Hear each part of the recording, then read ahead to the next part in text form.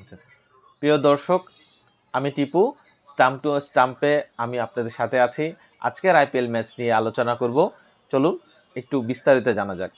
আজকের প্রথম ম্যাচ যদি দেখি, হায়দ্রাবাদের সাথে ছিল রাজস্থান রয়্যালসের। হায়দ্রাবাদ 287 রান করে 6 উইকেটের বিনিময়ে।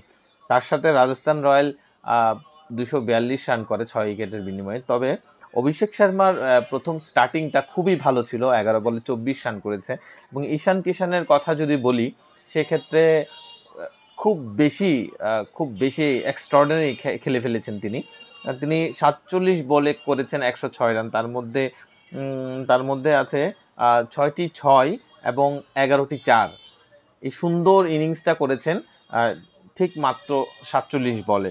সাথে তার পাশাপাশি ক্ল্যাসেন, সাউথ আফ্রিকার ক্ল্যাসেন খুব অসাধারণ খেলেছেন, 14 বলে করেছেন 30 রান। এই ম্যাচটিকে পুরোটাই ম্যাচ ঈশান কিষান বলতে পারেন একাই তুলে নিয়ে গেছেন। সাথে ফজল ফারুকির যে বোলিং লাইন আপ, তার দেখে আমার খুবই হতাশ।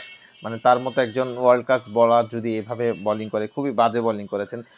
3 ওভারে দিয়েছেন 49 রান। সাথে আর্চারের কথা যদি বলি, আর্চারের মতো এত গতিশীল বলার, লেন্থ, লাইন সব কিছু এত ভালো বোলিং করার পরও তার বোলিংটা দেখে খুবই হতাশ হয়েছি। সে মাত্র 4 ওভারে দিয়েছে প্রায় 70-এর উপরে রান দিয়েছে। রাজস্থান রয়্যালসের যদি আমরা ব্যাটিং দেখি, সেক্ষেত্রে শুধুমাত্র সঞ্জু স্যামসং ছাড়া আর ধ্রুব জুয়েল ছাড়া আর কাউকে খুব বেশি ফাইট করার মতো করতে দেখা যায়নি। তবে ধ্রুব জুয়েল যেভাবে ব্যাটিং করেছেন, 35 বলে 70 রান করেছেন, এই সুন্দর ইনিংসটি সাজিয়েছেন শুধুমাত্র 5টা 4 আর 6টা 6 দিয়ে। কিন্তু অসাধারণ খেলেছেন প্রথম থেকে, খুব এত দারুণ খেলেছেন। প্রথমেই মনে হয়েছে লম্বা একটা ইনিংস খেলতে পারবে, মনে হয়েছে সেঞ্চুরি পর্যন্ত করতে পারে, কিন্তু হতাশ হয়েছি।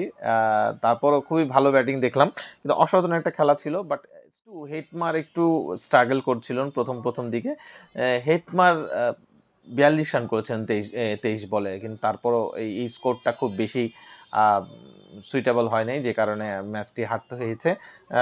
তার মধ্যে শুভম দুবে, সেও চেষ্টা করেছিলেন, 11 বলে 34 রানের একটা ইনিংস খেলেছেন লাস্টের দিক দিয়ে, কিন্তু সেই ইনিংসটা খুবই করার মতো হয়নি, জানতে করে স্কোরটা খুবই বেশি ছিল, তাই পার করতে পারেনি 287 রানের স্কোরটা।